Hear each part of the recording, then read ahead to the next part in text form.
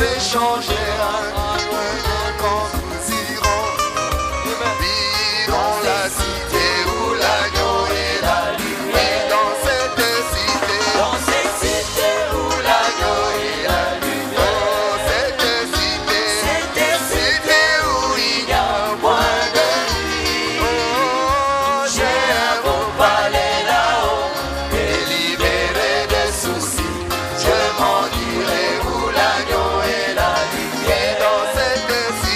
Dans cette cité où l'agneau est la lumière. Oh, cette cité où il y a point de nuit. Oh, j'ai un beau palais là-haut, délibéré de soucis. Je m'en irai où l'agneau est la lumière.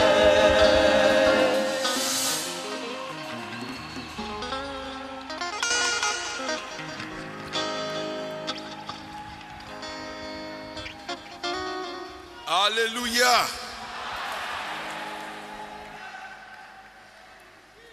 Nous voulons tous aller dans cette cité. Biso banso tolingi kokenda na engumba yango. Où l'agneau est la lumière. Epai wapi mwana na mpate azali pole. Vous voulez aller dans cette cité? Est-ce que yo lingi kokenda na engumba yango? Levez-vous, nous allons lire la parole de Dieu. Botelema totanga liloba na Nzambe.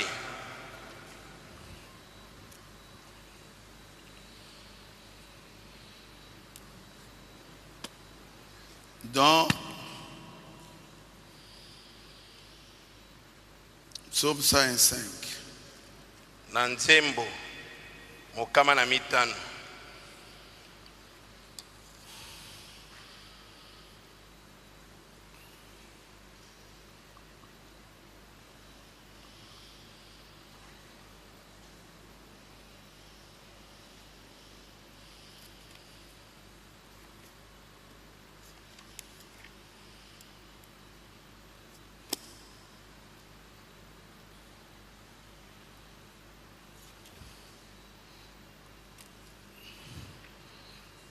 Versets 14 à 15.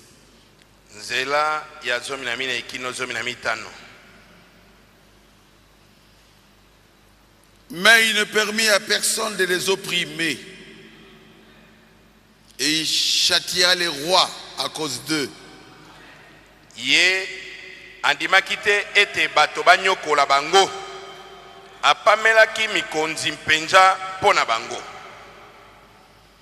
Ne touchez pas à mes oins. Ne faites pas de mal à mes prophètes. Alobaki ete komama bapakolami na ngai soko mokete mpe kosalela basakoli na ngai likambo mabe te. Dieu notre Père céleste, Nzambe tata na biso na likolo, aide-nous Seigneur, nous voulons enseigner ton peuple. sunga biso nkolo tolingi kolakisa bato na yo Sur le respect, likolo na limemia, sur la crainte de l'Éternel. likolo na bobangi na Yahweh. Seigneur, déplace-nous Kolo longola biso na nzela et parle à ton peuple. pe lobela libota na yo. Enseigne-nous Seigneur Lakisa biso nkolo ce que nous devons connaître oyo biso tosengeli koyeba sur le respect. likolo na limemia. Merci Jésus. Natondi yo Yesu.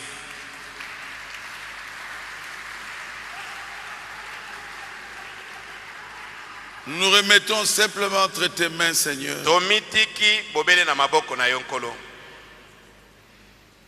Enseigne-nous Lakisa biso au nom de Jésus-Christ na kombo na Yesu Kristo. sur le respect. Likolo na limemia. Amen. Amen. Veuillez vous asseoir. Bokoki kofanda.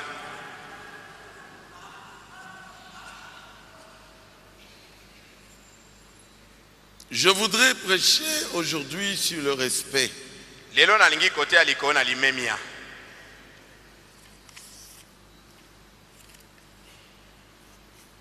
Le respect. Limemia.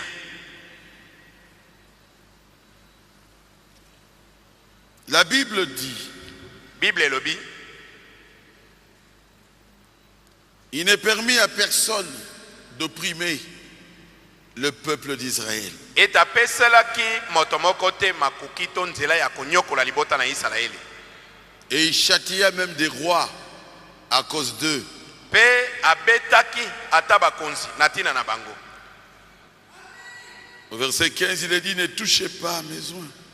Abina nzela mitano ete kosimba na bapakolami na ngai te. Ne touchez pas à mes oins. Kosimba bapakolami na ngai te. C'est un ordre. Ezali motindo. Ne touchez pas à mes oins. Kosimba bapakolami na ngai te. Ne faites pas du mal à mes prophètes. Kosalela basakoli na ngai mabe te. Que vous soyez chrétien ou pas, Ozala mokristo za mokristo te. Dieu vous dit, Nalobi na yo. ne jouez pas avec sa religion. Kosakana te na losambo na ye. Amen. Amen. La crainte de Dieu,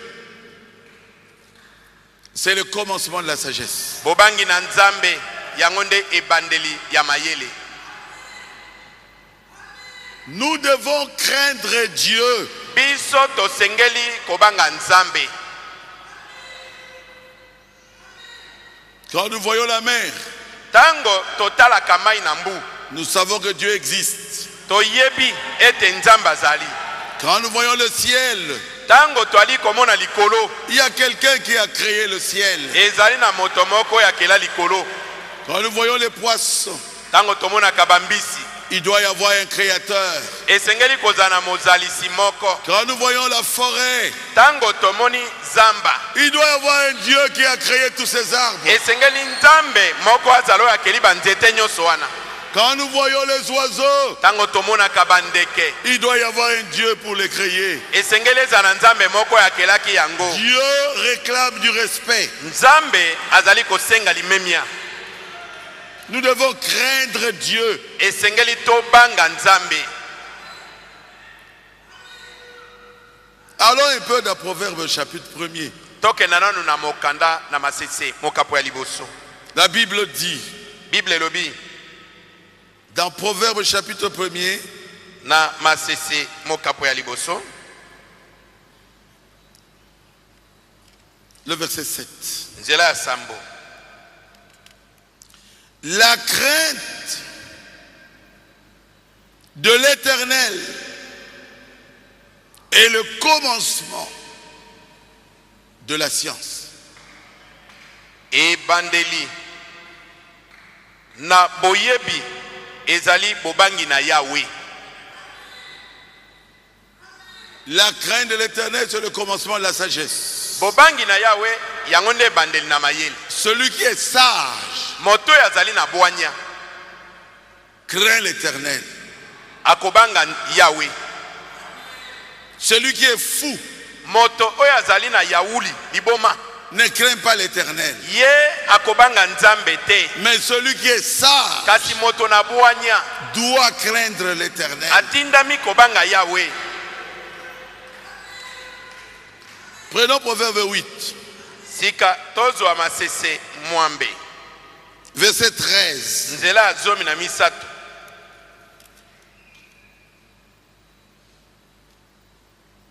La crainte de l'Éternel, c'est la haine du mal.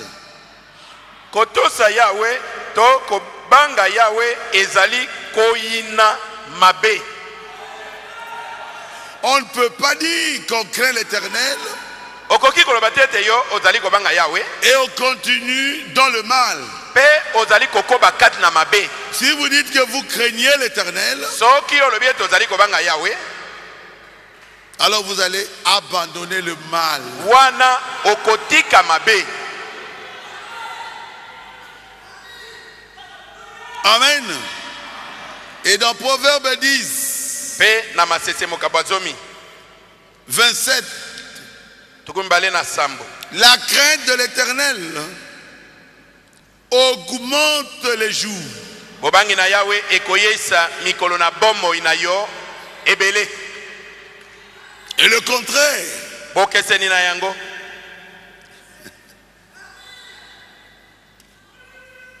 Le contraire, c'est quoi? Mais les années des méchants sont abrégées. Kasi bambula na bato mabe yango eyesami mikuse. Quand quelqu'un ne craint pas l'Éternel, Tango moto azali kobanga Yawe te, ces jours sont abrégés. mikolo na bomo ine bakokata yango. Mais la crainte de l'Éternel Kasi bobangi na Yawe vous donne encore beaucoup de jours. ekobakisela o lisusu mikolo ebele. Vous l'avez compris? Est-ce que bososoli yango? Proverbe 10, 27. La crainte de l'Éternel augmente vos jours. Bobangi na Yawe ekoyisa mikolo na yo milai. Vous voulez vivre longtemps? Est-ce qu'on y kobika mikolo ebele? Craignez l'Éternel. Banga Nzambe.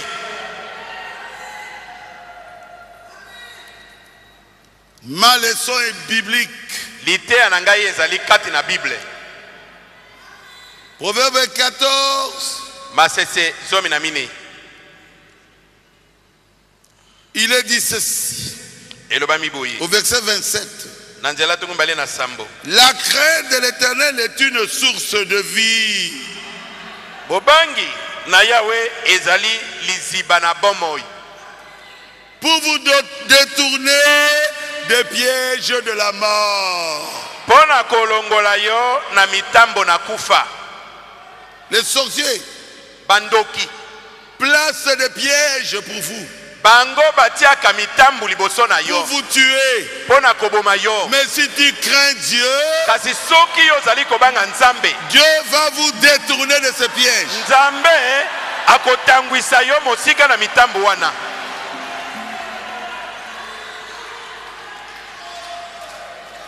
La crainte de l'Éternel est une source de vie. Bobangi na Yawe ezali liziba na bomoi.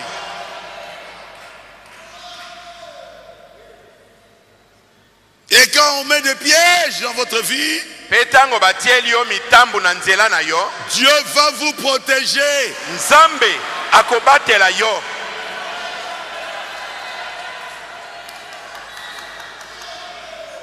Et vous ne mourrez pas. Et vous ne mourrez pas. Pe okokufa te. Pourquoi? Pona nini? Parce que vous craignez Dieu. Po ozali kobanga Nzambe. Vous vous êtes détourné du mal. Yo otangwi na mabe. Vous faites ce qui plaît à Dieu. Ozali kosalo ezali kosepelisa Nzambe. Dieu est obligé de vous protéger. Nzambe atindami na kobatela yo. Alors vous êtes sage. Wana nde oza moto na bwanya. La crainte de l'Éternel, Bobangi na Nzambe c'est le commencement de la sagesse. yango nde ebandeli na mayele. L'homme intelligent Moto na mayele doit démontrer son intelligence esengeli atalisa mayele na ye en craignant la parole de Dieu. na kobanga liloba na Nzambe, En craignant l'Éternel. na kobanga Yawe. Alors là, vous êtes sage. Wana nde oza moto na bwanya. Et si vous ne craignez pas Dieu, Mpe soki ozali kobanga Nzambe te, Dieu va vous frapper. Nzambe akobeta yo. Je vais essayer de lire ça. Nakomeka kotanga yango. Aux États-Unis, Na États-Unis, un homme mobali moko a dit que Dieu n'existe pas. ye alobaki ete Nzambe na bino wana azalaka te.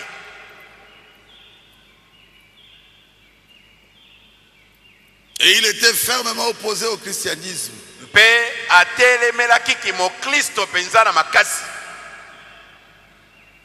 Il disait à tout le monde, Abandaki koyebisa bato nyonso, je ne crains pas Dieu. abi na bango ngai nabangaka Nzambe te. Dieu n'existe pas. Nzambe azalaka te. Mais un jour, Mpe mokolo moko il était mort.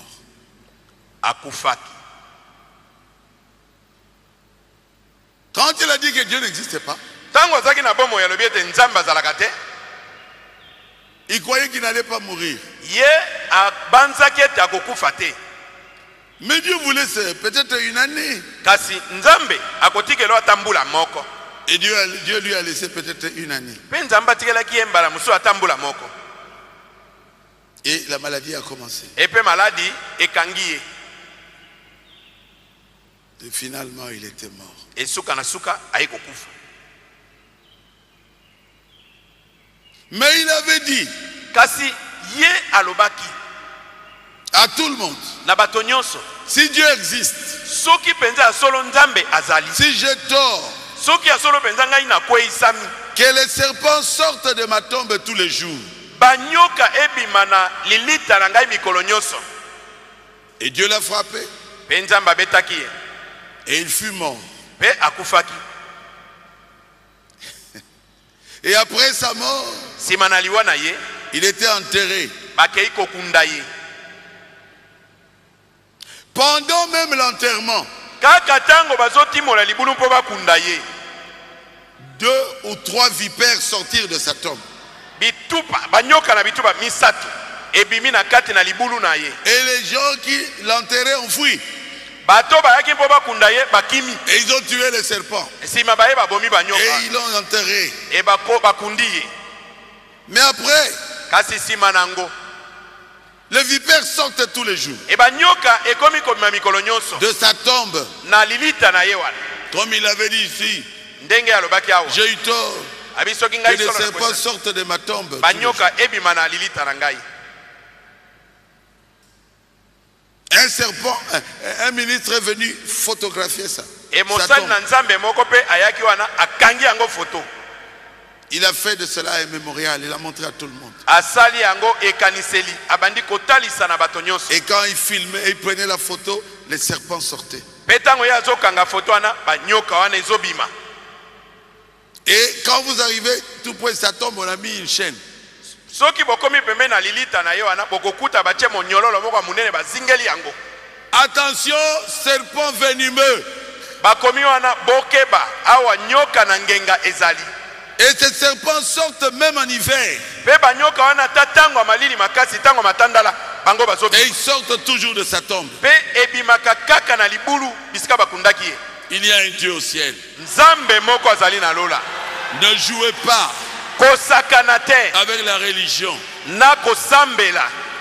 C'est écrit dans les mémoriaux de Dieu éprouvés au fil des temps, paragraphe 46. Ekomami na bikaniseli na nzambe oyo emekami na bileko na tango etena sango tukomi na ina motoba. On ne joue pas avec Dieu. Nzambe basakana kana yete.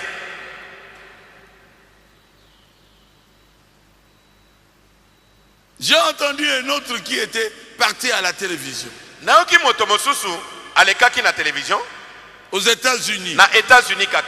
Il a dit, je vous dis que Dieu n'existe pas. Abi nalobi na bino nzambe azalaka te. S'il existe, qui me tue cette nuit. Soki nzambe azalaka aboma ngai kaka butu ya lelo. Si vous me voyez encore demain ici à la télévision, Soki lobi na bomoni ngai lisu na etando ya dans télévision. vos écrans, cela signifie que Dieu n'existe pas. Elingi kobete nzambe na bino wana azalaka te. Et le lendemain matin, Mokolo molandi na tongo il s'est bien réveillé. alamuki malamu. La nuit, Na butu en bonne santé, azaki na nzoto golongo. il est passé encore à la chaîne de télévision. Aye koleka suna chaîne na bango ya télévision. Il dit, me voici. Abi na bango ngai yoyo. Cela signifie que Dieu n'existe pas. Elingi kotalisa ete nzambe azalaka te. Dieu est patient. Nzambe azaka motema molai. Une année après, Mbula moko na sima la maladie a commencé. maladi ekangi ye. Aïe, Ayi aïe, ayi oh, oh mon Dieu, nzambe na ngai je crois que tu existes. nandimi ete yo ozali. Hey, Hey, nakufa bolenge boyeteo. je ne peux pas mourir si jeune. Dieu, Oh nzambe pardonne-moi. limbisa ngai yo. Il est est allé à la télé. Ake siko na télévision. Il dit, je sais maintenant que Dieu existe. Alobi siko na yebi ete nzambe azalaka. Trop tard. Ngonga epesamelaki lisusu te. Quelque temps après, Mwa ntango moke na nsima il est mort. ye wana akufi. Je vous dis, Dieu existe. Nalobi na bino ete nzambe azali. On doit le craindre. Esengeli tobanga ye. Un homme était venu vers moi. Mobali moko ayaki komona ngai. Il me dit, Pasteur Barouti, prie pour moi. Abi na ngai mokengeli baruti bondela mpo na ngai. Sa langue était grosse comme ça. Lolemo na ye etondie na monoko Enflé. evimbi. Nego baruti bondela mpo na Et ngai. il bavait. E aza kotanga soi. J'ai dit, hé, Nabine qu'est-ce que tu as fait à Dieu pour que Dieu te frappe comme ça? nini yo osali nzambe po nzambe abeta oboyi. Il dit, je suis de Bumba, Abinga naza mutu ya Bumba. né à Bumba, Nabotama na Bumba. habitué avec les lotoko. À Guinée. Na mesana komela angene. Alors quand on prenait notre lotoko, Bongo tango tozai komela mwa lotoko na biso wana. comme Zododo aujourd'hui ici, Ndenge bato bamelaka zododo lelo. il a tellement bu de l'alcool, E soki ameli penza langwe. et puis il rit. Abandi koseka.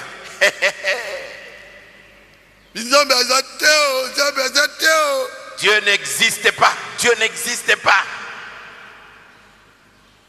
S'il existe, qu'il me tue. Soki asolo nzambe azali aboma ngai. Ah, Eh? j'ai dit, mais pourquoi tu as fait ça? Nalobi na ye me pona nini yo salaki bongo. Il dit, j'étais sous l'effet de l'alcool. Abi nazaki na se ya molangwa. J'ai dit, comment? Nabi ndenge nini wana? Toi, à Bumba, tu peux voir le fleuve Congo. Yo ozaka na Bumba kuna okoyi komona ebale ya Kongo. C'est majestueux. Ezali lokumu monene. Dieu n'existe pas.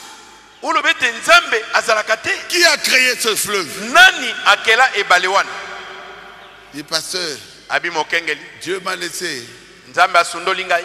une année. Atikelaki nga mbula moko. Et puis ça a commencé. Sikoyo ebandi. La langue commence à gonfler. Lolemo ebandi kovimba. Commence à enfler. Ebandi kovimba. Et puis, Nasi. les médecins m'ont dit, tu as un cancer Minganga babi na ngai te oza na cancer de la langue. ya lolemo. La langue était comme ça. Lolemo evimba kitala Elle monene. s'est sortie comme ça. C'est sorti. Ebimi pe libanda. Pitié. Mawa. Pitié à voir. Mawa na kotala.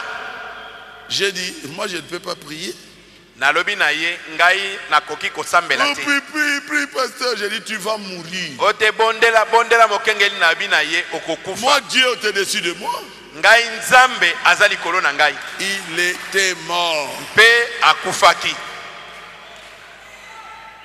Quand tu arrives au niveau de la Cour suprême, Tango yo komi sikoyo na esambiselo ya suka. et là on tranche, Kuna pe bakateli yo likambo. mais c'est fini. Esili mpo na yo. J'ai dit, tu vas mourir. Nalobi na ye okokufa. Et il était mort. Pe akufaki. Vous devez craindre aussi vos parents. Esengeli boye bobangaka pe baboti babino. Quelqu'un peut dire Amen. Est-ce que moto moko koloba amen? Amen. La Bible dit, Biblia elobi respectez vos parents. ete bomemia baboti babino. C'est Ephésiens chapitre 6. Ezali ba efese mokapo ya motoba. Vous voulez vivre heureux? Est-ce que olingi kobika moto ne sengo? Vous voulez vivre longtemps? Est-ce que olingi koumela mikolo ebele na se na moi? Écoutez Yoka. ce que la Bible vous dit dans Ephésiens 6. Oyo Biblia elobi na yo na ba efese motoba. Enfants, Bino bana. obéissez à vos parents Boto saka baboti na bino. selon le Seigneur, Enge bene na nkolo. dont le Seigneur le veut comme ça. Zambi kolo alingi yango bongo. Car cela est juste. Wete ezali bongo sembo. Honore ton père et ta mère kumisa tata na yo mpe mama na C'est yo le premier commandement avec une promesse. oyo lilako na liboso lizali na elaka Afin que tu sois heureux elaka ete po ete ozala moto na esengo et que tu vives longtemps sur la terre. mpe oumela na mokili ntango molai Aimez vos parents. bolinga baboti na bino Respectez vos parents. bomemia baboti na bino N'irritez pas vos parents. bopesa kanda na baboti na bino te C'est le premier commandement. yango nde lilako na liboso Honore ton père et ta mère. kumisa tata no mpe mama na yo Afin que tu sois heureux. po ete ozala moto na esengo Afin que tu ne sois pas malheureux. po ete ozala moto na mawa te Afin que tu vives longtemps sur la po terre. ete obika ntango molai na se ya moi Honore ton père et ta mère. pesa tata no mpe mama no lokumu Donne du respect à papa et maman. pesa limemia na tata mpe na mama Crains papa et maman. ebanga tata banga mama Je suis en train de prêcher sur le respect. nazali kote ya likolo na limemia Il y a des enfants qui ne craignent pas leurs parents. eyali na bana mosusu babanga baboti na bango te C'est grave. ezali somo Vous savez cela? est-ce que boyebi yango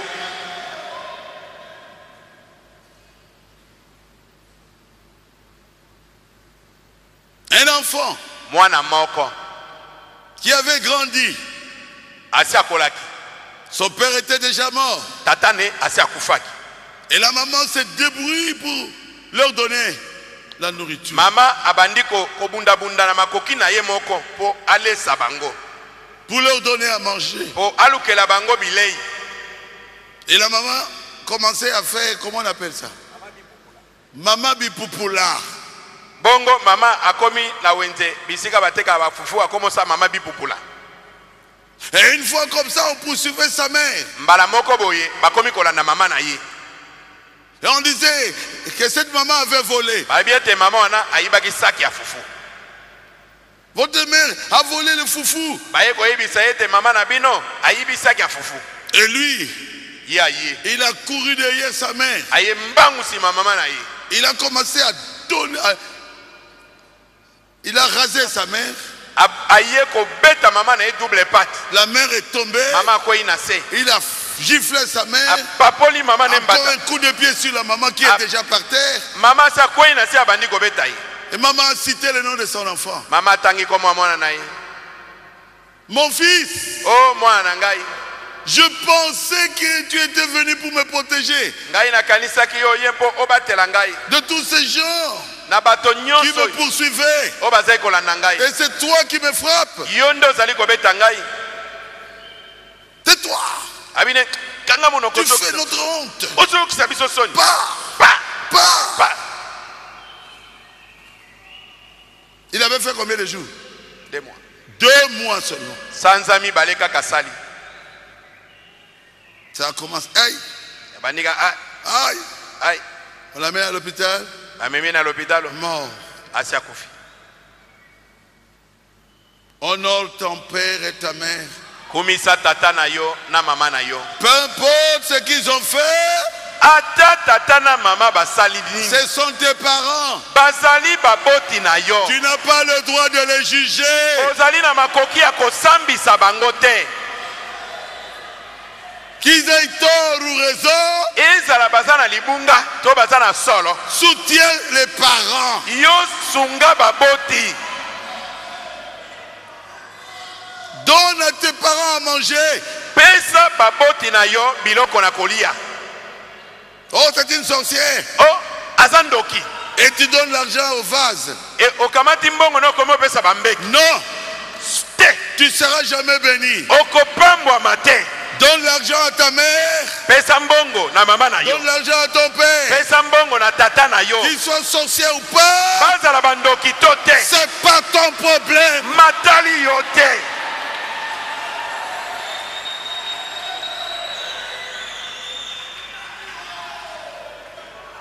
Le deuxième cas que je vais évoquer ici. likambo mibale oyo na koloba awa Un garçon mwana mobali moko avait tapé sur son père. abetaki tata na ye C'était comment, frère?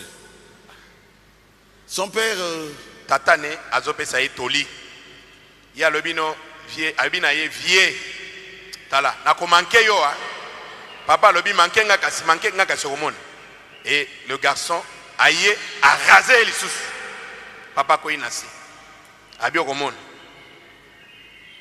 le père lui donnait des conseils. papa zopesa toli Mon fils, ce que tu fais n'est pas bien. mwana ngai makambo osalisa malamu te Si tu ajoutes encore un mot, abi soko bakisi suli loba je vais te corriger. na ko manquer yo. Et le papa a dit, essaye. Papa Et tu verras. Il est venu, il a commencé à taper sur son père. Papa est tombé, il lui donne des coups. Et le papa a dit, tu verras. Il a fait combien de jours? Une semaine. Une semaine. On l'a écrasé. À quoi il a taxi bus? Et écrasé, et puis fini. Fini et bagnati.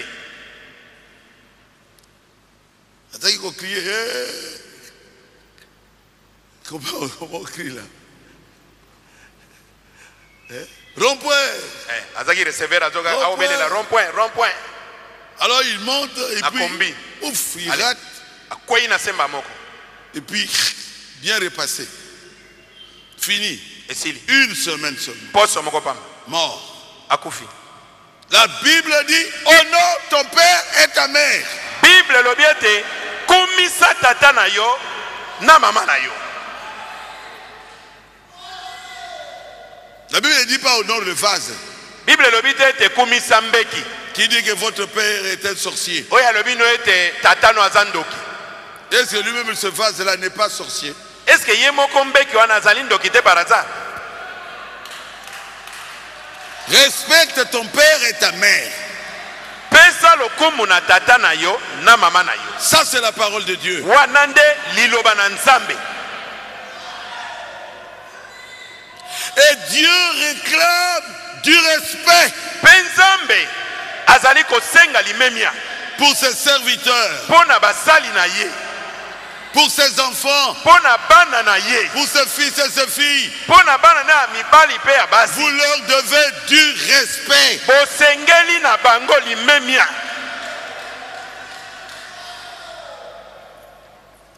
Oh non. Et tu commences à critiquer. Oh Jésus. Oh Jésus. Aide tes enfants. Je vais lire un peu le prophète. Parole 53.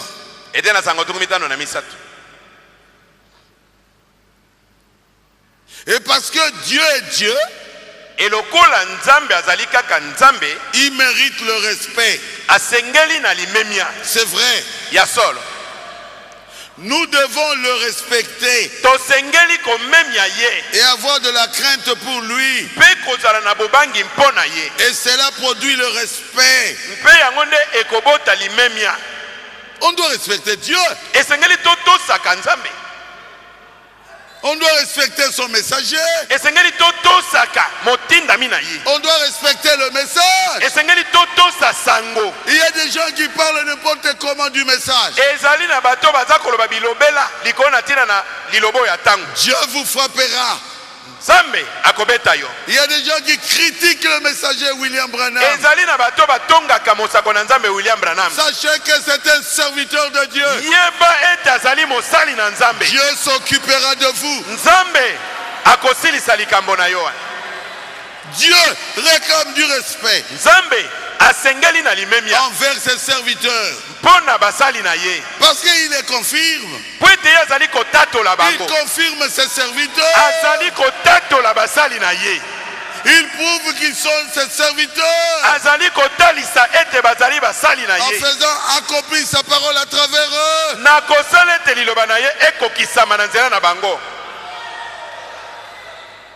Quelqu'un qui peut dire je suis serviteur de Dieu.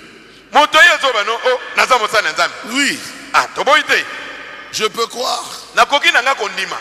Je lui dois du respect. Mais quelqu'un que Dieu confirme. Là, fais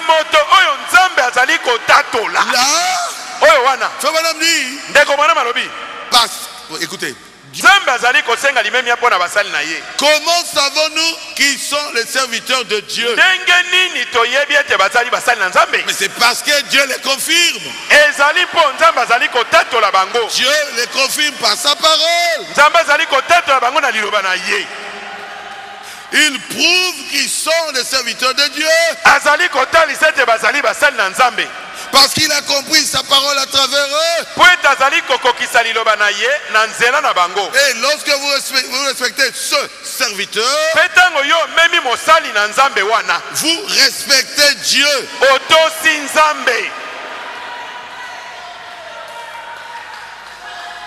Ainsi, quand vous ne respectez pas ce serviteur que Dieu a confirmé, vous ne respectez pas Dieu.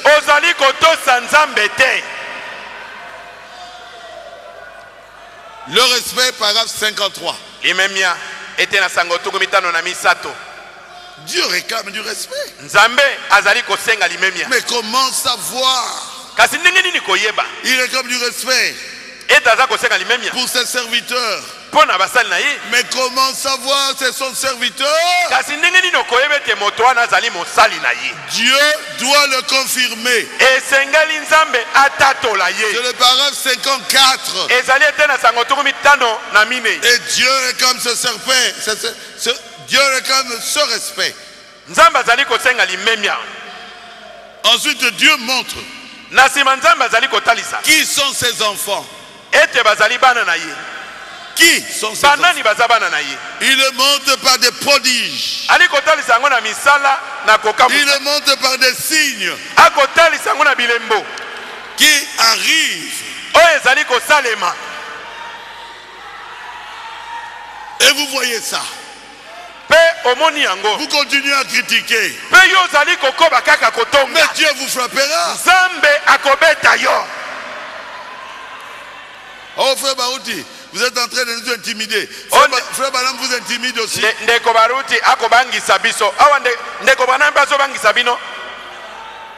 C'est un enseignement. Je dois enseigner aux enfants de Dieu la vérité.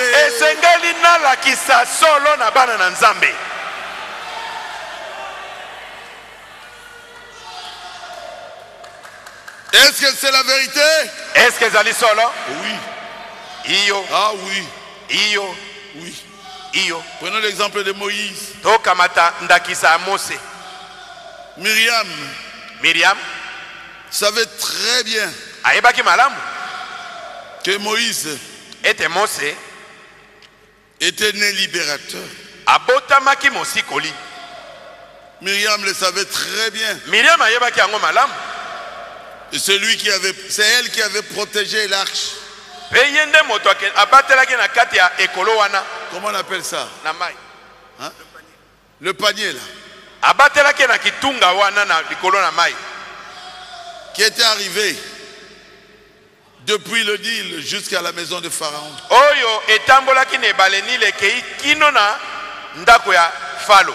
Mais il commençait à critiquer Moïse. Parce qu'il lui aussi était devenu une prophétesse. Ah non. Vous avez un don? Mais le pasteur est plus que vous. Vous êtes prophétesse. Mais Moïse est au-dessus de vous. Vous êtes Aaron. Mais Moïse est au-dessus d'Aaron. Parole 72, frère Banam dit. Et nous voyons qu'un jour, même Myriam, la prophétesse, et Aaron, le souverain sacrificateur, se moquèrent de la femme de Moïse parce qu'elle était éthiopienne.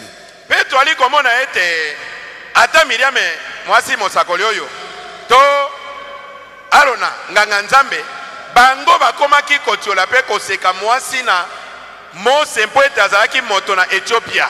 Mais il ne savait pas que ce n'était pas le choix de Moïse. C'était le choix de Dieu pour Moïse. Et lorsqu'ils se moquèrent Cela a mis Dieu en colère. Et il frappa Myriam, la prophétesse, la sœur même de Moïse. Frère Branham dit, pensez à cela. S'il peut frapper la grande sœur de Moïse,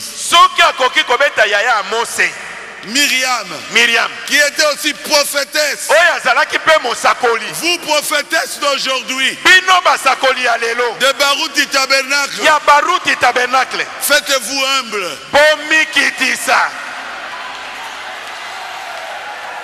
Dieu frappera. Dieu réclame du respect. Parole 75. Dieu réclame du respect. Dieu envoie son message. Écoutez-le. Respectez-le.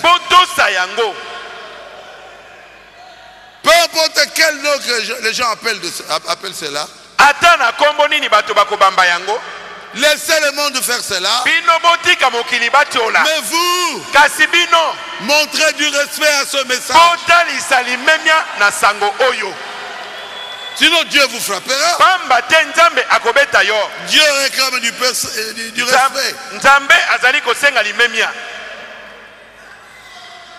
Parole 77.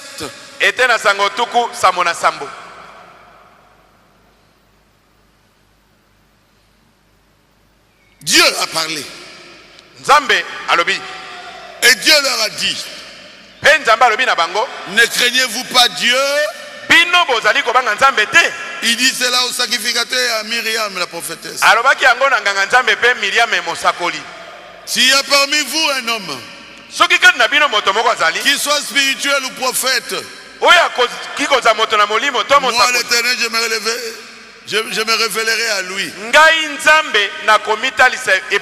Je lui parlerai par des visions, par des sons et autres, s'il est spirituel ou prophète.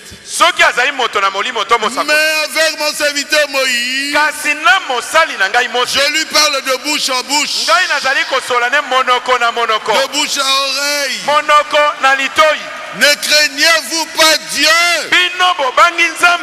En d'autres termes, lorsque vous parlez contre Moïse, c'est de moi que vous parlez.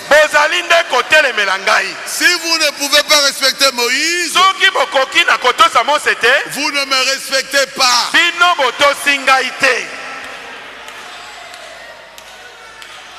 N'ai-je pas prouvé parmi vous qu'il est mon serviteur?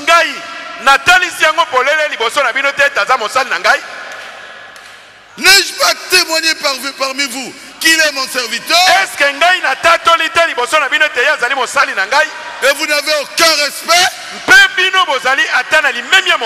C'est Dieu qui parle. Ne jugez pas un serviteur de Dieu confirmé par Dieu lui-même. Quand vous le jugez, vous jugez Dieu. Quand vous le critiquez, vous critiquez Dieu.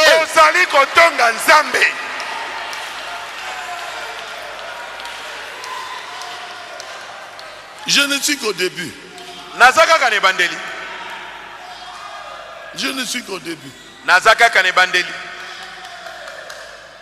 Myriam, qu'est-ce que tu as fait là? Et Dieu l'a frappé de la lèpre. Et il était chassé d'Israël.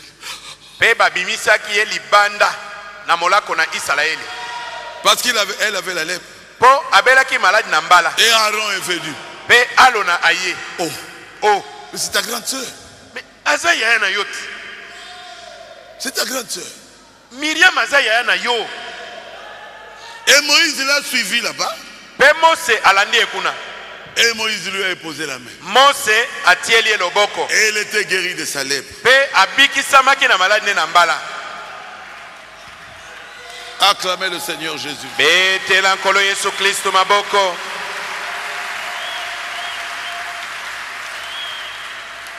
Élisée. Elisa. Alors qu'il venait de recevoir la double portion. Natango ya uti kozwa ndambu mbala mibale na nguya.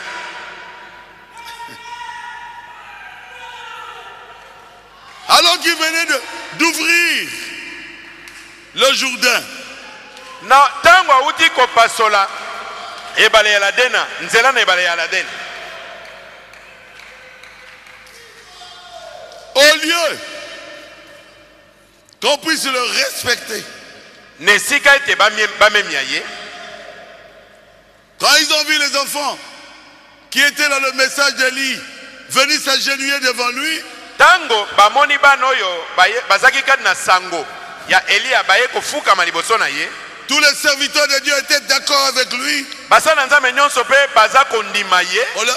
On l'appelait fils de prophète, hein? On les appelait fils de prophète. Non, c'était des serviteurs de Dieu. Là, je me suis trompé. C'était des serviteurs de Dieu. Alors, ils ont commencé une doctrine. Le culte de personnalité. Oh, le culte de personnalité. Le culte de personnalité. Parce que les fils de prophètes étaient venus à genoux. Et ils avaient dit, nous reconnaissons que l'esprit qui était sur Élie habite maintenant en toi. Et ils se sont mis à genoux. Est-ce que c'est la vérité? C'est écrit.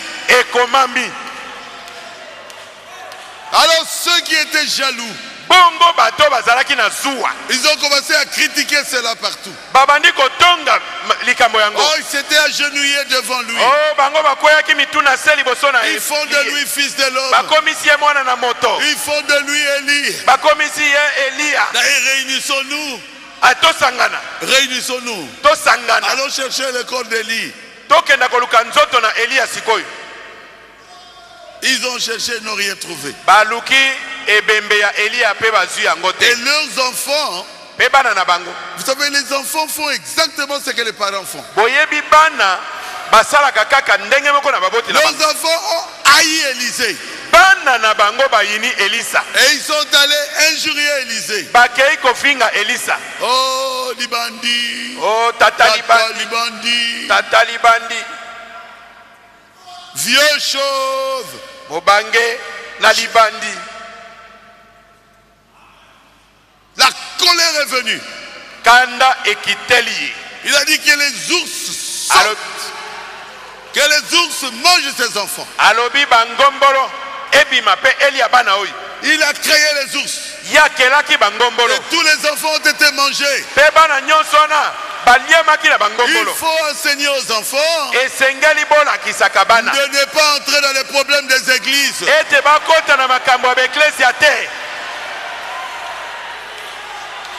De respecter le cheveu blanc.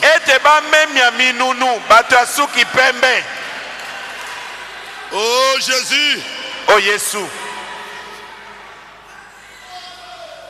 Est-ce que c'est clair? Est-ce que Zali Polele? Il faut enseigner aux enfants de respecter les serviteurs de Dieu. Ces parents-là ont perdu leurs enfants.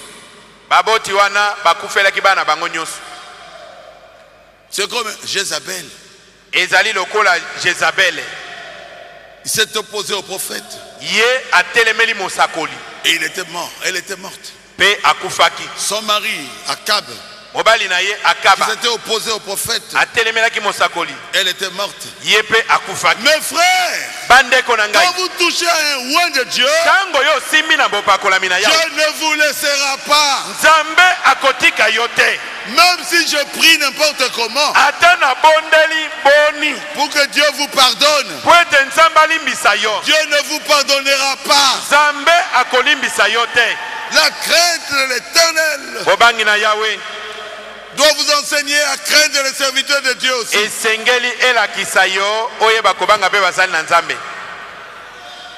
Amen. Amen. Est-ce qu'on peut parler de Branham? Est-ce que tu veux qu'on le parle de Branham? Je vois que le temps est en train de partir. Est-ce qu'on peut parler de Branham? Est-ce que Tokoki Kolobanatina Branham? Dieu réclame du respect. Nzambe azali kosenga limemia. Voulez-vous recevoir quelque chose de Dieu? Est-ce que yo lingeo selo komoko na Nzambe? Voulez-vous que Dieu vous bénisse? Est-ce que lingete Nzamba pambola yo? Respectez les serviteurs de Dieu. Tosa basali na Nzambe. Et cela doit venir du fond de votre cœur. Epe sengeli euta na bozindo motema na yo. C'est paragraphe 104. Ezali ete na sango mokama na Et bine. Dieu vous bénira. Nde Nzambe akopambola yo. Vous manquez du respect? Yo zangi bango limemia. Il n'y a pas de problème. Ah, likambo ezate. Dieu vous frappera. Nzambe akobeta yo. Oh Jésus. Oh Yesu. Allons au temps de Branham. Ok, nananu na oetali Branham. Une femme avait dit ceci: je ne laisserai même pas ma vache avoir la religion de William Branham.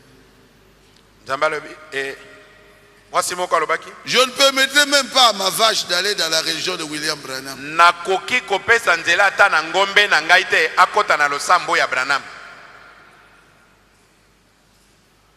Et il est sorti, tout le monde voyait comment la femme sortait. Et elle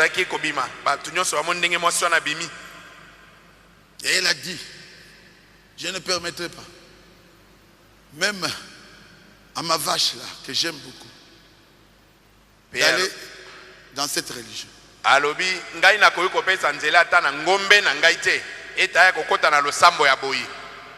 Et tout le monde a écouté. Oh Jésus. Oh Yesu. Mawa. Vraiment pitié. C'est le paragraphe 87.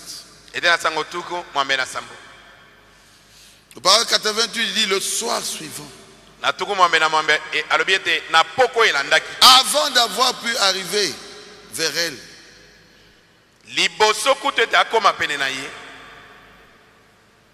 la femme était morte. J'ai appris qu'elle était mourante à l'hôpital.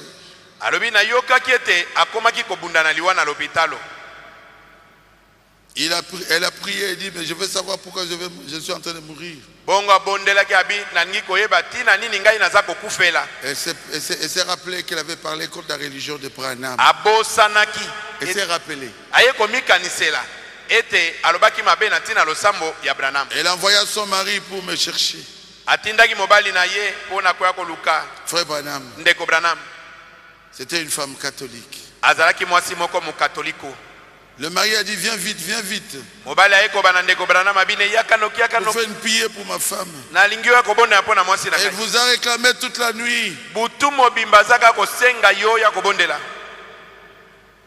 Elle est en train de mourir. Donc quand elle est retournée à la maison, elle n'est même pas entrée dans sa maison. La maladie a commencé. On l'a emmené à l'hôpital. Le lendemain, on appelle Frère Branham. Paragraphe 90, Frère Branham dit: j'y allais. Elle avait des cheveux noirs, un reflet roux.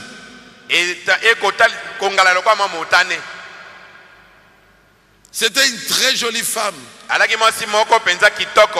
quelques taches de rousseur sur le visage. Et cette femme me dit, l'infirmière Billy, elle est morte.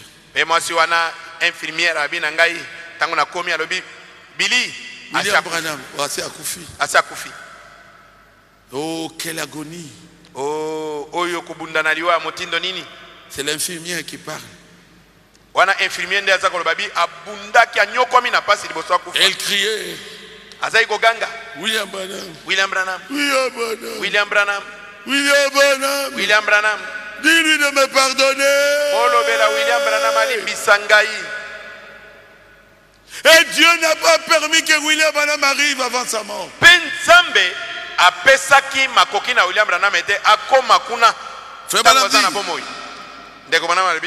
Elle mourut dans cette agonie. Parce qu'elle manquait de respect envers moi. Elle manquait de respect avec l'évangile que je prêche. Alors que Dieu accomplissait avec moi des signes et des prodiges.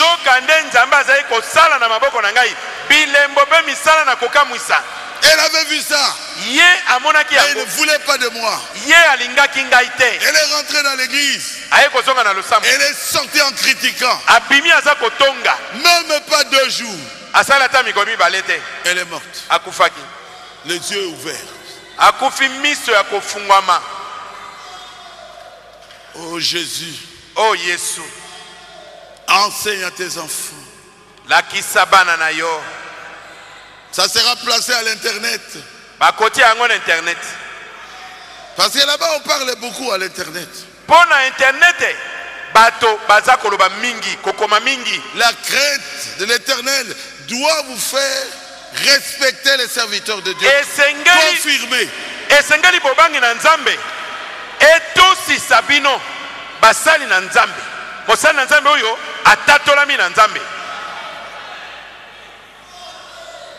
Oh Jésus.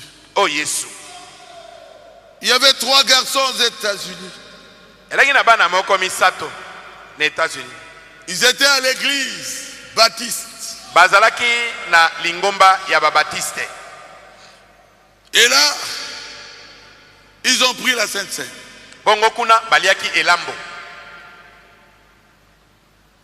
Et ils ont quitté l'église. Et ils allaient dans l'hôtel. Entrer dans leur chambre d'hôtel. Ils ont acheté des sandwichs et des jambons. Et une bouteille de whisky. Et ils ont fait exactement comme le pasteur Baptiste avait fait. Non, ils étaient dans l'église pentecôtiste. Et ils ont commencé à dire, ça c'est la communion. Allez,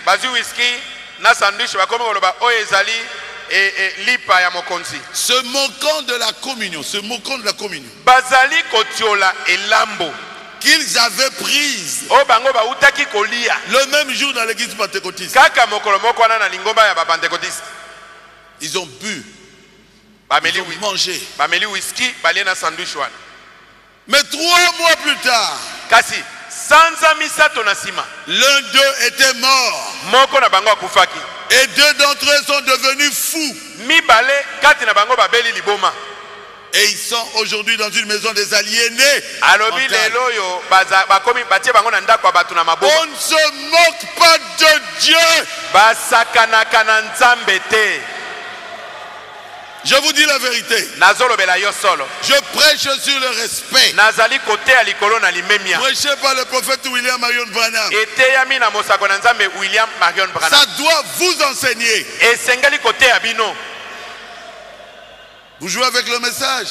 Alors vous allez mourir. Vous jouez avec le nom de Branham. Dieu vous frappera.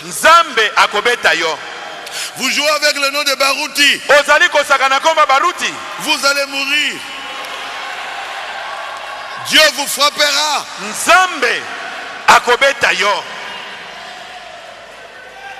Vous jouez avec le nom d'un vrai serviteur de Dieu. Tel que Ngobo. Tel que Omeonga. Tel que le frère Ekofo. Tel que Mbondomba. Un serviteur de Dieu confirmé par Dieu. Vous jouez avec lui. Même s'il prie, Dieu pardonne. Dieu pardonne. Dieu vous frappera.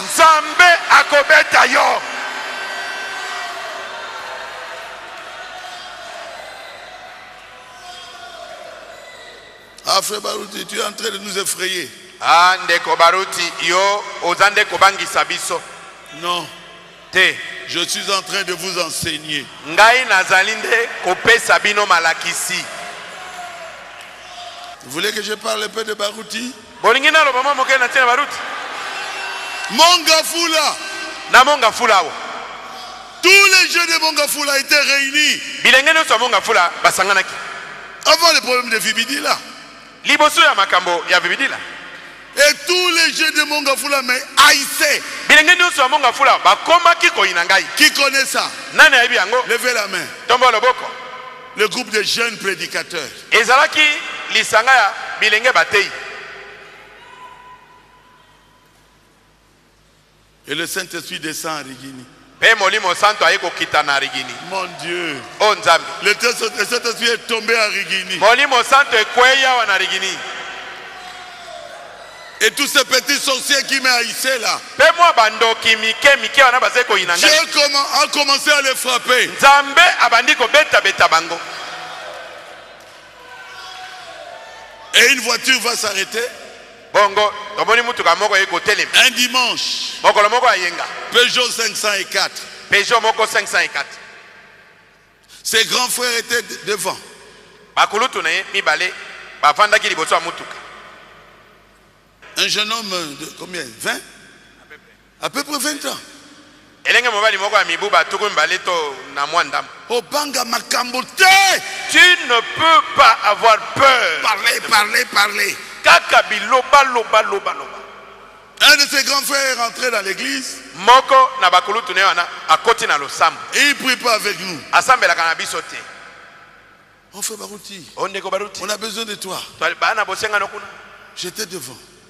Ngana akili boso. Un dimanche. Yaki moko moko ya inga. Alors j'ai présenté le frère qui a commencé à prêcher, le frère de la France là. La marche. Bongo Nathalie Sindeko la marche ya sengele côté abandi côté. Je suis venu, vous me cherchez pourquoi? Non, notre petit frère a dit, il est sorcier. Et c'est lui qui a fait tout pour que ta fille, ses fiançailles avec Mwali, soient brisées. Les fiançailles avec...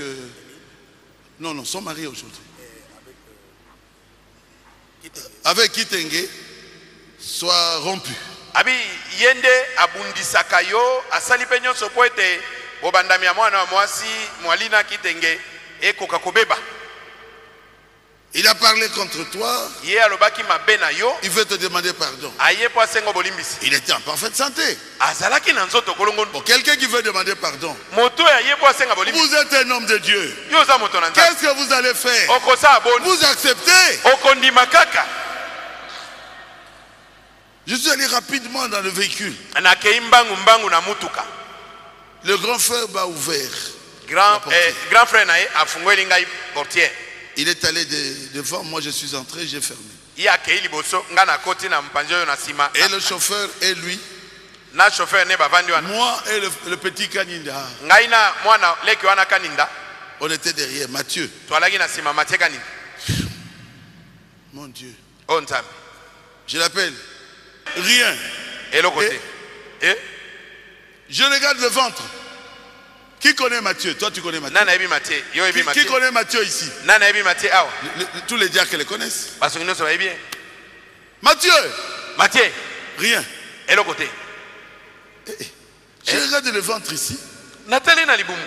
Non, il ne respire pas. Azope malizute. Je suis sorti. Naeko bima. Je suis allé dans l'autre vitre. Hein? Je regarde. Nathalie Malam. Dieu l'a égorgé. Il lui a même cassé le cou. Abouki na kingo. Son cou était comme ça. Les yeux exorbités. La langue sortie. Ebimi. J'ai dit, il est mort. Dieu n'a pas permis que je prie pour lui. Et il est mort dans le véhicule. Sa famille a dit non. Il était en bonne santé. Il n'était pas malade. J'ai dit sortez, venez voir. Ils sont venus voir. Il était mort. Je suis en train de vous effrayer. Alors soyez effrayés. Ne touchez pas à mes oins.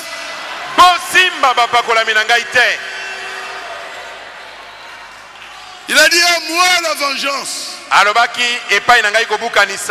moi la rétribution.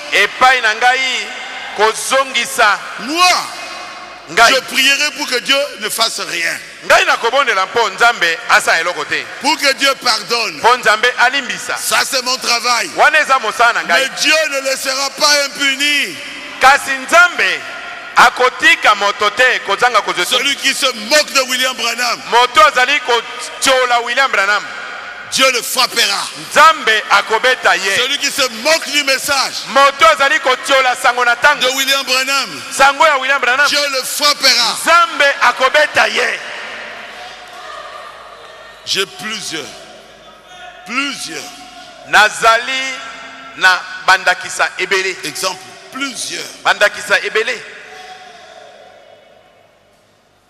Si je peux m'arrêter seulement à ça.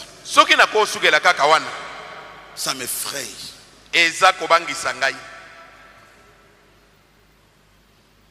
Un homme m'a injurié. Jeune ministre. Il m'a injurié. Je l'écoutais. Parler.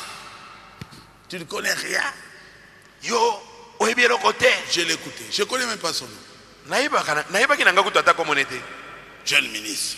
Oh, asa jeune ministre. Juré. Tu es en train de tromper les gens. Je l'écoutais. Et l'onction est venue sur moi. J'ai dit jeune homme. Jeune homme.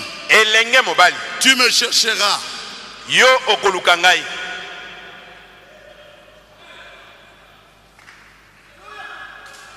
Tu me chercheras.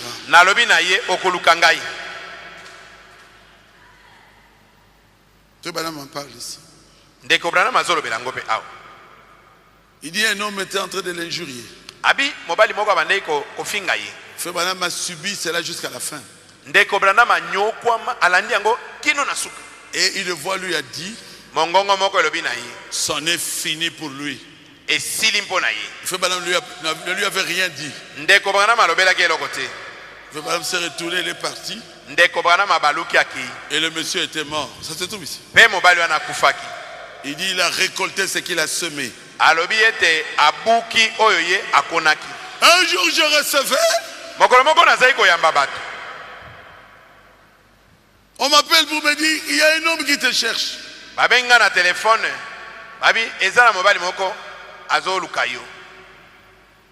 Il a dit que tu lui avais dit que tu le chercheras. Il te cherchera. J'avais le gros téléphone là. J'ai dit donnez-lui le téléphone. Il dit quoi? Il me dit passez par où il faut que je puisse te voir. J'ai dit je suis en train de recevoir au bureau. Au 206. Mais tu n'arriveras pas au bureau. J'ai fermé. Il est arrivé jusqu'au rond-point Ngaba. Il descend du bus. Il tombe, il meurt. Faites attention. N'écoutez pas n'importe quoi.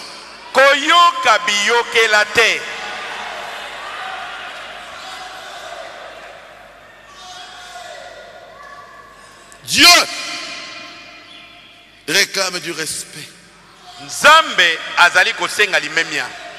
J'en ai plein.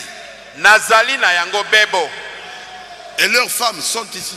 C'est pour ça que j'hésite pour parler même. Faites attention. Bokeba. Faites attention. Bokeba. Paragraphe 75. Edena sangotuku sambo na sambo. Dieu réclame le respect. Nzamba zali kosenga limemia. Lorsque Dieu envoie son message, tango nzambe atindi sango na ye, écoutez-le. Boyo kayango. Et respectez-le. Mpebo meme ayango. Peu importe si les gens appellent cela un temps de holy rollers. Ata soki bato bakobenga yango ete bato ya pamba pambo babalukaka na mabele. Les saints qui roulent, qui tombent, qui crient les alléluia. O basanto babalukaka koganga ganga pamba pamba baleluya. Ou quelque chose comme ça. Ata babengi yango na kombo nini na bongo. Laissez le monde le faire. Yo tika bato wana basala yango. Mais vous, kasi pona yo montrez du respect. talisa limemia. Vous êtes un enfant de Dieu. Yo zali mwana nzambe. Je parle aux enfants de Dieu. Awa nazali kolobela bana na nzambe. Le Dieu qui a frappé dans l'Ancien Testament. Nzambe leli abetaki na kondimana na kala. Le Dieu qui a réclamé du respect dans l'Ancien Testament. Nzambe oya sengaki limemia na kondimana na kala. Il est encore Dieu aujourd'hui. Azali nzambe kinomo ya lelo. Paragraphe 82. Ete na sangotuku mwambe na mibali. Dieu ne peut pas changer. Nzambe akoki kobongo na te. Si c'était Dieu à cette époque-là, soki ezalaki nzambe na tango wana, il veut que nous respections ce qu'il fait aujourd'hui. alingi ete totosa oyo azali kosala lelo. Il l'exige. Azali kosenga. Ou vous respectez cela, To otosa yango, ou bien quelque chose va vous arriver. to eloko moko ya mabe kokomela yo. C'est le paragraphe 82. Ezali ete na sangotuku mwambe na mibali. Limemia. N'attendez pas que quelque chose vous arrive. Kozela tete likambo ya mabe ekomela yo. Respectez. Vous êtes avec moi? Yambaya. Est-ce que c'est difficile? Est-ce que ezali pasi? Paragraphe 111. Ete na sango mokama zomi na moko.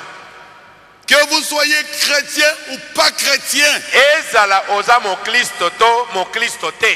peu importe qui vous êtes, Ata ozali nani? chrétien ou non, Mo Kristo to te. vous devez respecter Dieu.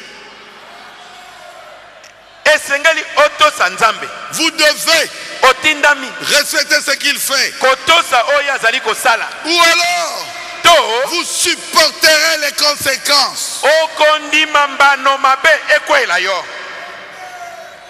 Ou alors, To vous allez recevoir le jugement de Dieu. okozwa kosambisama na nzambe likolo na yo. C'est à vous de choisir. Yo moko pona. Paragraphe 111. Ete na sango mokama na zomi Le na moko. respect.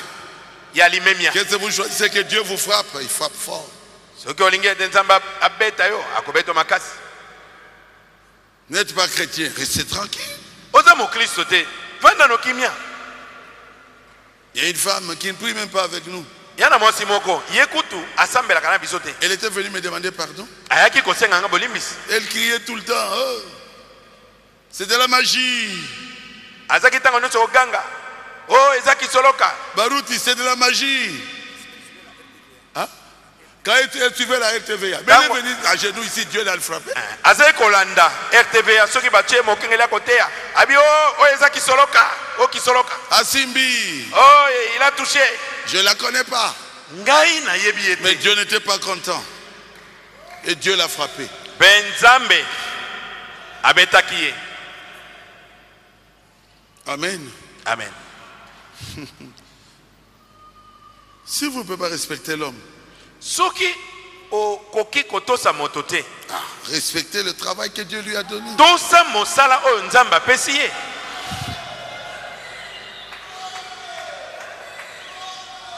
Amen. Amen. Respectez le travail que Dieu lui a donné. Tosa mosala oyo nzambe apesi ye. Je vais être clair. Nalingi naloba nde polele. Frère Branham Ndeko Branham a parlé de Obama, alobaki na tina Obama. où il a parlé de celui qu'on avait abattu là. Hein? Kennedy. Alobaki na tina Kennedy. Il dit Kennedy avant, Abi liboso Kennedy pouvait venir ici, akokaki koya na losambo. s'asseoir dans l'église. Afandi pe na losambo boye. C'est rien du tout. Et ils sont tirés ici, personne ne saura que Kennedy était venu.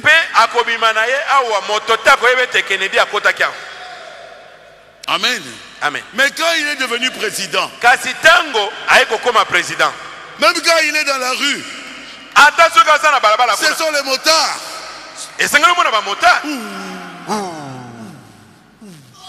Le président vient. C'est pas ça? Est-ce que ça bon côté? Et quand il entre, tout le monde tremble. Président y est. Pourquoi? C'est la fonction qu'il est en train d'occuper.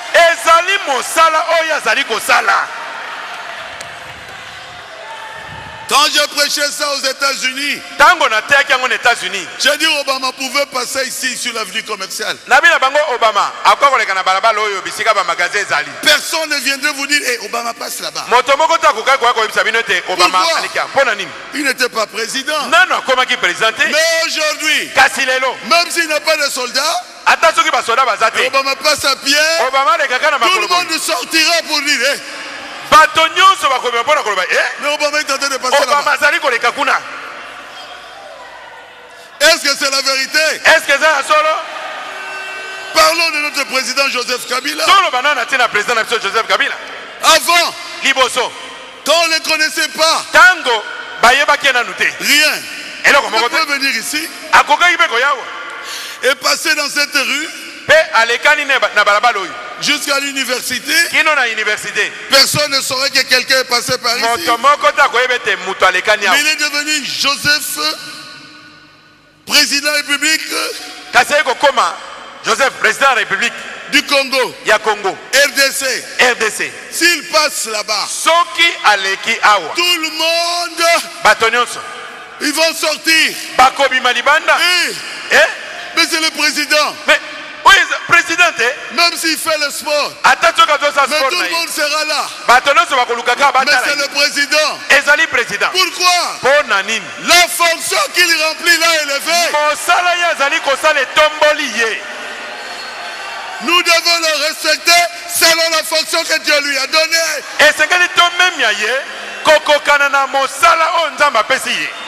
J'étais enfant. Je circulais dans les rues. Et personne ne me connaissait. J'étais en ville, je marchais calmement. Personne ne faisait attention à moi. Mais aujourd'hui, si je sors en ville, oh, c'est le pasteur Barouti. C'est le pasteur Barouti. Pourquoi? C'est la fonction que Dieu m'a donnée, qui m'a élevé. Alors Dieu veut du respect pour la fonction.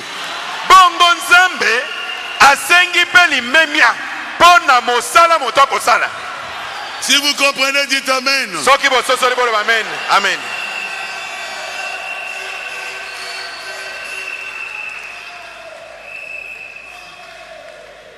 Je crois que c'est clair. Ah.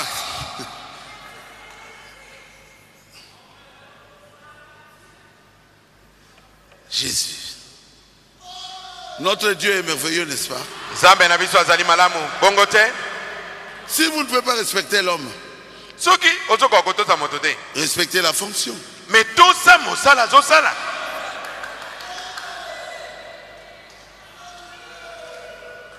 ce n'est pas ça? Est-ce que c'est bon côté? Joseph pouvait passer, personne ne le voyait. Joseph, mais quand le roi de l'Égypte l'a élevé, c'est terminé. Oh, et c'est là qui? Quand Joseph venait en Égypte,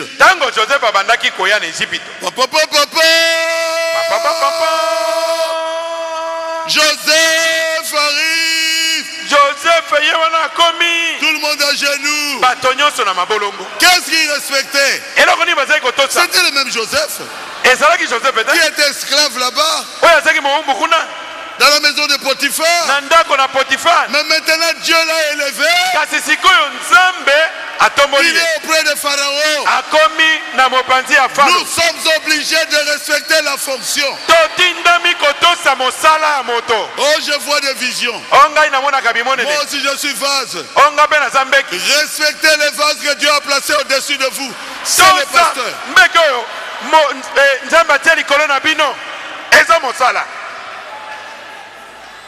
Paragraphe 165. Si vous ne pouvez pas respecter l'homme, respectez la fonction qu'il remplit pour Dieu. Votre pasteur est un homme de Dieu. Respectez-le toujours.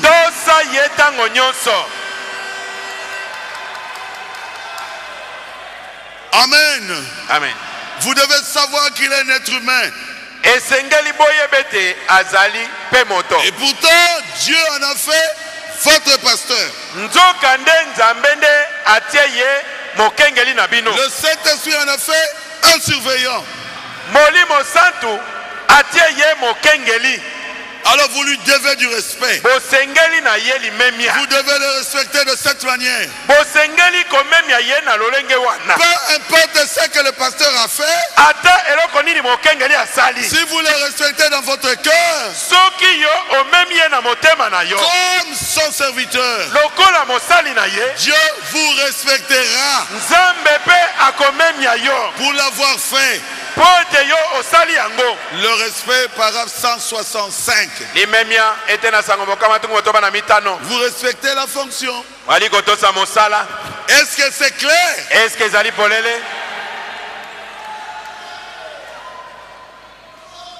Pour moi, c'est clair. Chrétien ou pas. Mais quand frère Baruti passe, même ceux qui ne prient pas dans Baruti Tabernacle, ils ont du respect pour moi. Pourquoi? Parce que Dieu m'a fait son serviteur. Est-ce que vous avez compris la leçon? C'est pas difficile. Vous devez respecter la fonction que je remplis. Vous devez respecter la fonction que votre pasteur remplit. Mais dans les épreuves, soyez derrière votre pasteur. Il est dit dans le respect. Il n'a pas dit soyez derrière celui qui vous divise.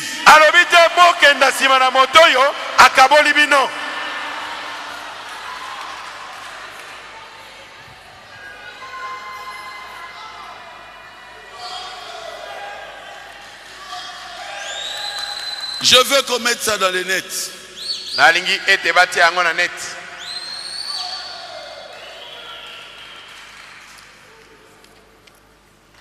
C'est un manque de la parole de Dieu.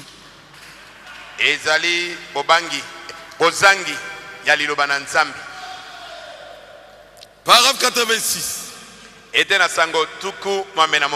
Vous ne pouvez pas manquer de respect avec Dieu. Vous devez respecter Dieu. Si vous ne le croyez pas, restez tranquille.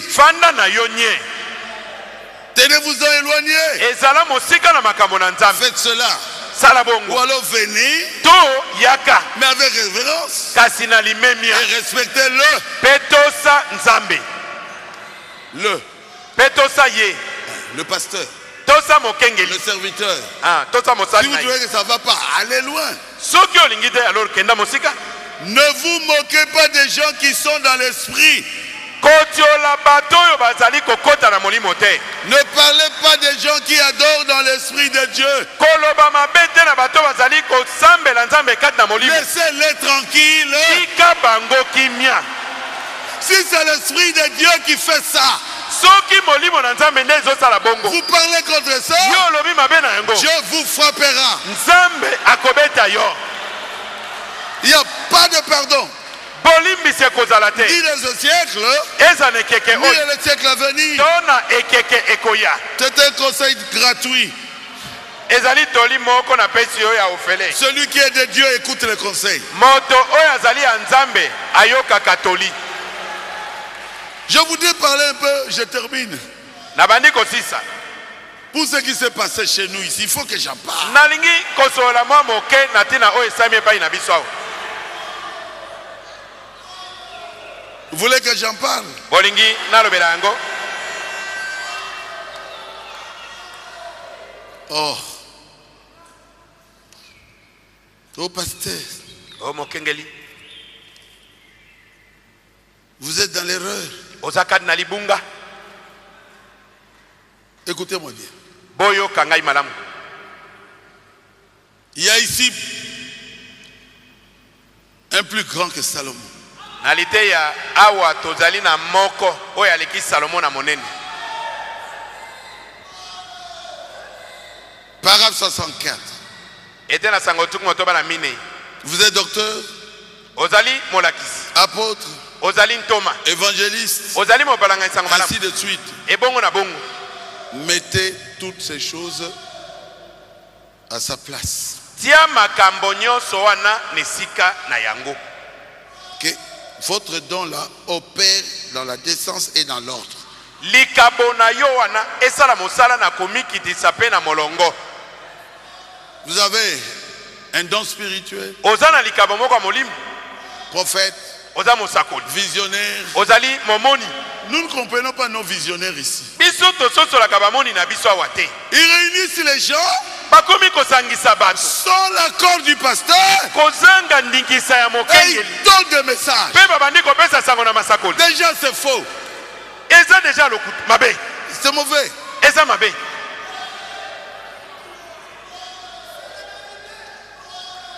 Tout doit être opéré dans la décence et dans l'ordre. Esengeli makambo nyonso esalema na molongo pe kati na botosi na komikitisa. Vous trouverez que Dieu est un Dieu d'ordre. Boko mona ete Nzambe azali Nzambe na molongo. Quand vous sortez dans le désordre, Tango yo koti na mbilinga il mbilinga. s'élèvera contre cette chose. Nzambe akotelemela yango. Vous êtes avec moi? Bozali elongo na ngai.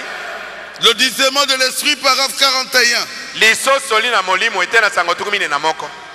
Lorsqu'un homme, Tango moto il est oué de l'esprit de Dieu, apakolami na molimo na Nzambe. il a l'action de Dieu. Azali na mosala ya Nous Nzambe. ne sommes pas contre cela. Biso toali kotelemela yango Mais te. l'action de Dieu Kasi mosala ya Nzambe n'est pas de nous diviser. ezali ya kokabola biso te.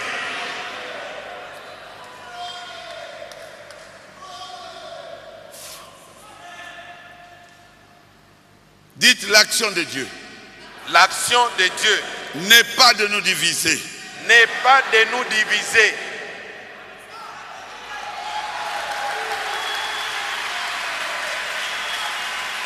L'action de Dieu, L'action de Dieu, c'est de nous attirer ensemble. c'est de nous attirer ensemble. Car nous sommes un en Jésus-Christ. Car nous sommes un en Jésus-Christ. Le dessein de Dieu, Le dessein de Dieu, c'est de nous unir ensemble. c'est de nous unir ensemble. Que nous puissions nous aimer les uns les autres. Que nous puissions nous aimer les uns les autres. Discernement de l'esprit, Lisosoli ya molimo. paragraphe 41. Ete na sango tukumita na moko. Oh frère, il est spirituel. Ondeko azali moto ya molimo. Mais quelle est l'action qu'il est en train de mener? Kasi mosala nini ye azali kosala?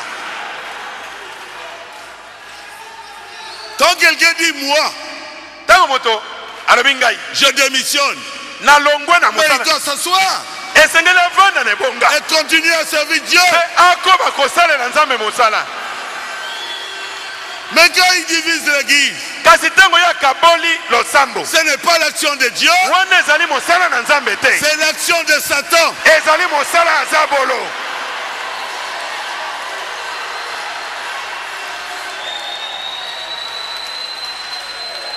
Vous êtes avec moi? Est-ce que vous elongo na ngai? Le discernement de l'esprit, Lisosoli na molimo. paragraphe 16. Ete na sango zomi na motoba. Le don de Dieu, Likabo na Nzambe. c'est pour édifier le corps. Ezali mpona kotonga nzoto. Quelqu'un reçoit un don de Dieu.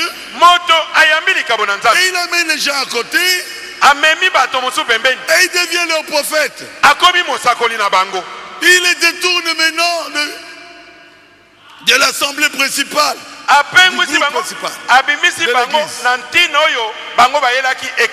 C'est pas normal.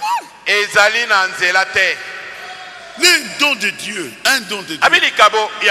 essaye toujours d'édifier le corps.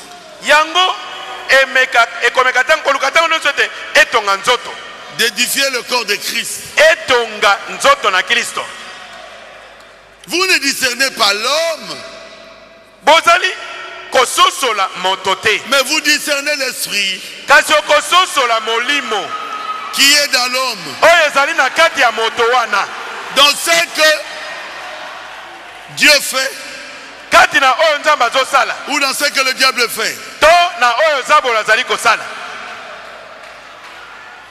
Écoutez, nous avons été craints et nous avons été contraints et avons reçu de Dieu l'ordre de discerner les esprits, de discerner l'esprit qui est dans l'homme, de voir ce qu'il essaye de faire. C'est vers quoi l'esprit dans sa vie essaye de le conduire.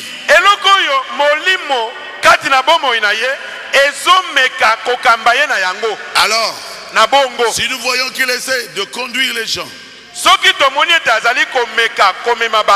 pas de les diviser, mais de les réunir et d'amener l'église du Dieu vivant, pas tous vers une dénomination, mais vers une compréhension, une communion, une unité d'esprit, quoi qu'il soit. Dans la première pluie ou la dernière pluie, ou quoi que ce soit d'autre, son esprit et son but sont justes. Amen. Amen. Pas de les diviser, mais de les réunir. Est-ce que vous comprenez? L'esprit qui est en lui essaye de diriger les gens vers le calvaire.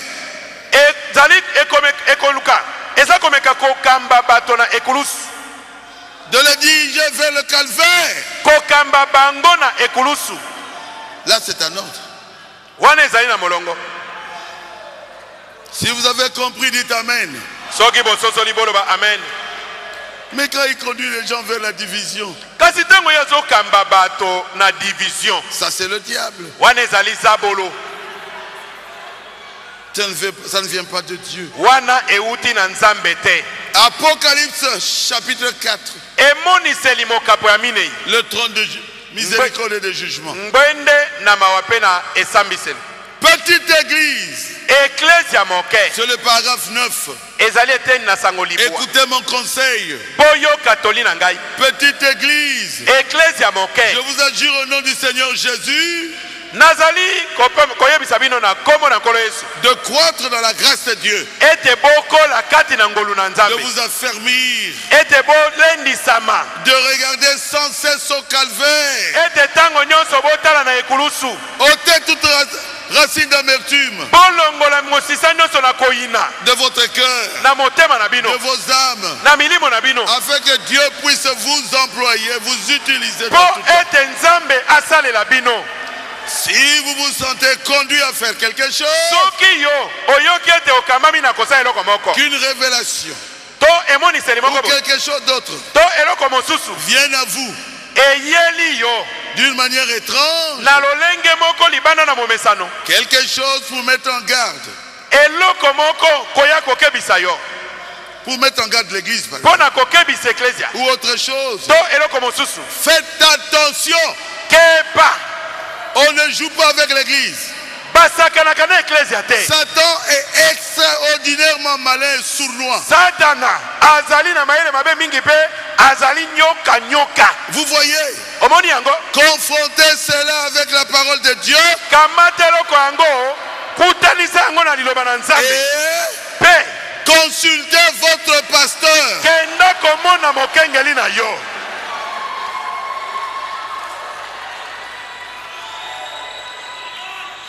Vous devez continuer à être respectueux vis-à-vis de votre pasteur. Esengeli okoba kozana limemia liboso na mokengeli na yo.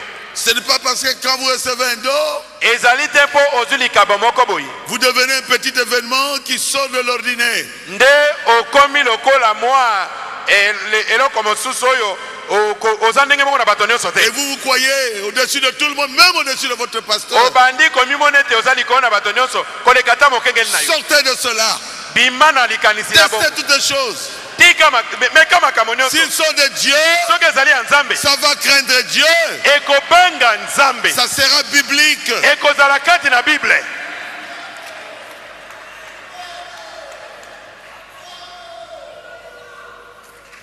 Mes frères, Bandeko na ngai, c'est tout ce que j'avais pour vous. nde nyonso nazalaki nango mpo na bino.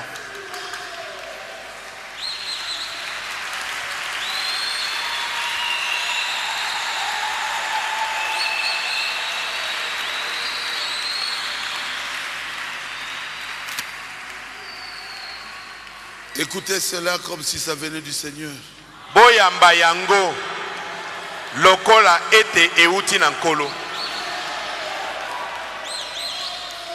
J'appelle tous ceux qui sont sortis, qui reviennent. Nabengi bato nyonso babimaki na losambo bazonga. L'Assemblée de Rigini est une famille. Losambo ya Rigini ezali libota moko. Et nous sommes basés sur le message de Frère Branham. Pe etongami likona sango ya ndeko Branham. Frère Branham parle ici. Branham azali koloba awa d'une jeune fille. Natine elenge mwasi moko. Quand Frère Branham a prêché Tango ndeko Branham ateyaki dans une grande église baptiste, na losambo moko ya monene ya babatiste. Frère Branham a fait l'appel à l'autel. Ndeko Branham abengaki bato bayamba Yesu na etumbelo. Elle était tout près de venir. Ye abelemaki penza na koya. Mais elle s'est assise de nouveau. Kasi motema makasi ekangi. Elle s'est assise. Pe afandi. Alors Frère Branham l'appellera. Bongo ndeko Branham aye kobenga ye. À la porte, là, Frère Branham dira, mais ma fille, j'ai vu que tu voulais venir. Ndeko Branham abina ye mwana nga mwasi. Namonaki neti olingaki koya na etumbelo.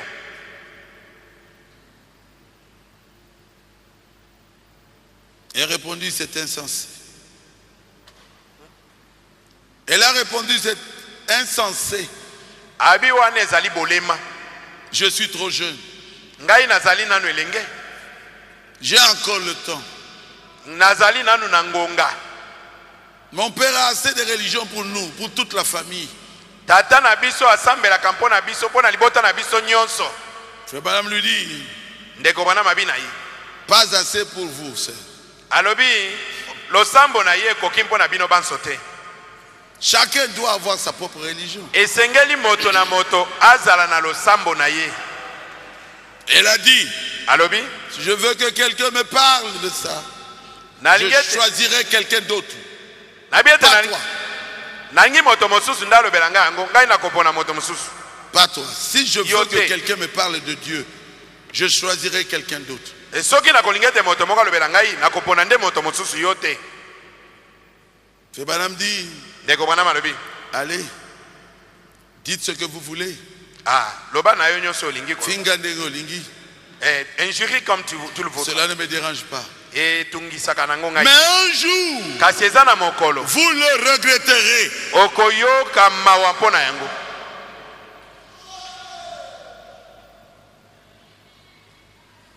Elle avait dépassé la ligne de démarcation. Ye akatisaki ndelo ya likebisi. Elle est devenue prostituée très tôt. Aiko koma penza mwana aiko saki ndumba penza na bolenge nyos. Un jour, Frère Branham l'a vu dans la rue. Frère Branham a arrêté sa voiture. Son jupon était débraillé. Ouvert. Jupe courte déjà. Et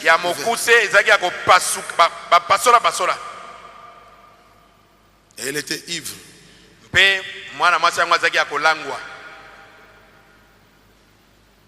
Frère Branham lui dit, vous vous rappelez quand Dieu t'avait appelé, c'était Dieu qui t'avait appelé. Frère Branham dit, vous vous souvenez ce soir-là? Elle a dit oui. L'Esprit de Dieu m'a parlé, m'a rendu témoignage que c'était moi à qui tu t'adressais.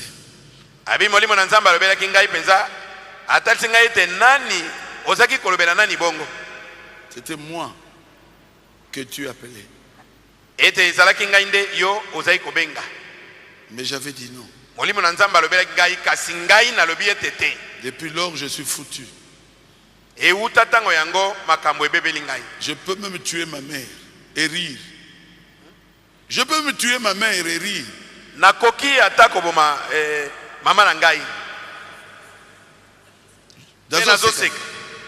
Voilà ce que je suis arrivé.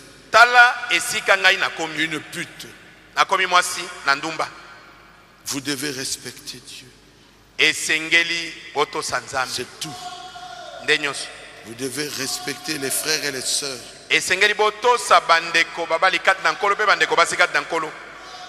Ne les critiquez pas. Plutôt aimez les frères et les sœurs.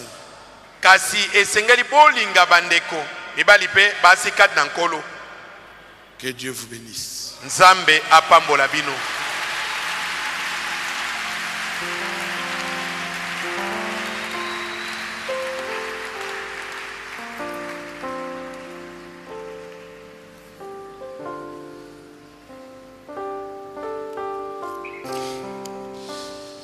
Qui veut donner sa vie au Seigneur Jésus? Nani alingi kopesa bomo ene na nkolo Yesu. Venez ici devant. Yaka awa liboso.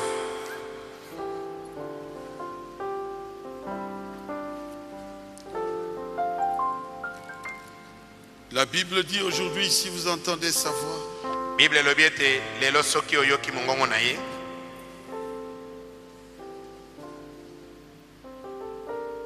N'endurcissez pas votre cœur. Koye isa motema no libanga te.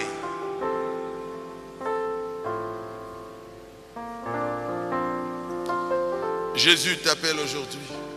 Yesu abengi olelo.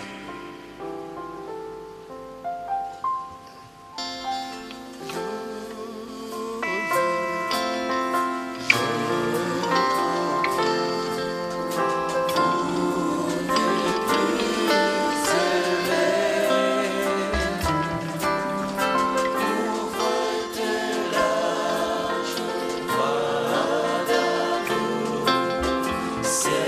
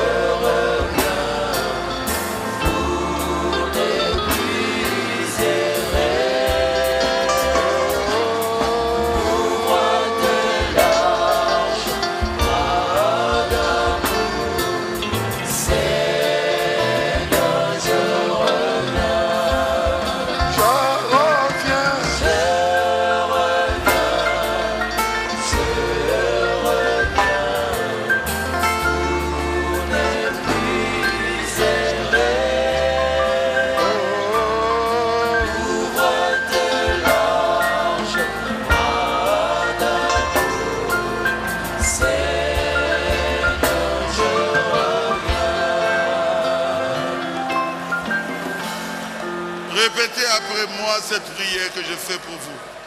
Zongela simananga libonde leo nazali kosala mpona yo. En lingala. Na lingala. Nzambe. Répétez. Nzambe. Tata na biso. Ozali na likolo. Toyoki liloba na yo. Toye ndenge tozali. Tondimi. Yesu akufaki mpo na biso. Topesi yo. Bomoi na biso. Bongola biso. Tokoma.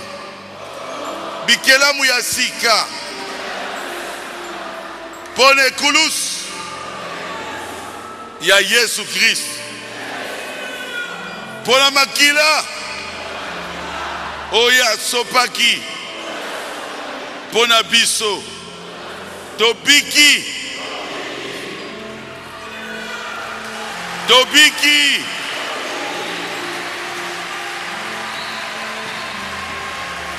Na kombo na Yesu. Merci.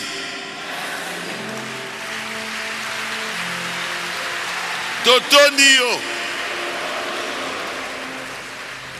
Pona pasi yo monela kibiso. Na Golgotha. Amen. Amen. Maintenant ne répétez pas. Dieu notre Père céleste. Ils sont là devant toi, Seigneur. C'est une pêche miraculeuse. Je suis sûr qu'ils sont faibles.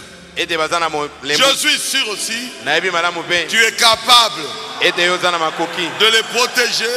Je les place dans tes mains comme de l'argile dans la main du potier. Seigneur, fais le travail. Remplis-les du Saint-Esprit. Change leur vie. Au nom de Jésus-Christ. Amen. Amen. Acclamez très fort pour vous. Vous pouvez retourner dans vos places respectives. J'appelle le pasteur. Dimanche, je commence l'enseignement sur l'adoption. Merci